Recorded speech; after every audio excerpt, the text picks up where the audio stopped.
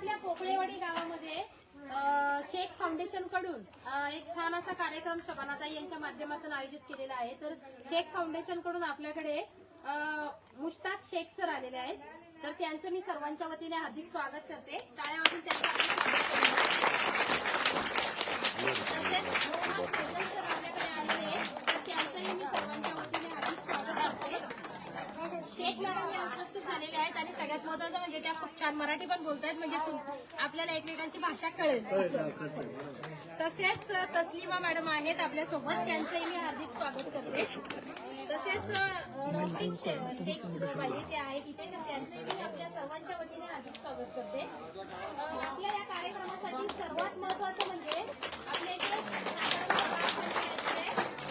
उपसरपंच आहेत, तर त्यांच्या मदतीने आपल्याला एवढा छान अशा कार्यक्रमाचं नियोजन करता आलं। तसेच माझे हे जे दोन हात आहेत तर आपल्या पोकळेवाडीच्या आशा रमा आणि दळणेवाडीच्या आशा जागृती यांच्या मदतीने खरं त्यांनी सगळं नियोजन करणं सोपं झालं आणि हे नियोजन करण्यासाठी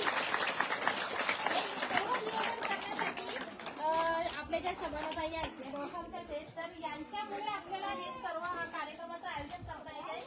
यासाठी आपल्या सर्वांच्या वतीने त्यांचे सुरुवातीलाच मनस्वी आभार मानते।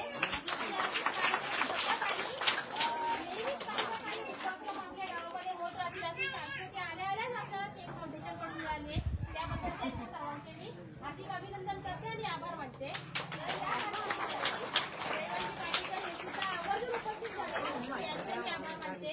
आणि खरं तर सर्वच आपले पोकळेवाडीचे जे ग्रामस्थ आहेत, शालेय व्यवस्थापन समितीचे अध्यक्ष असतील, तसंच आपले जे शिक्षक आहेत दळकेवाडी आणि पोकळेवाडीचे ते इथे सध्या उपस्थित नाहीये, त्यांच्या सध्या त्या परीक्षेच्या सुपरविजन आहे त्याच्यामुळे ते सध्या उपस्थित राहू शकले नाही, परंतु नियोजनात ते पण आहेत।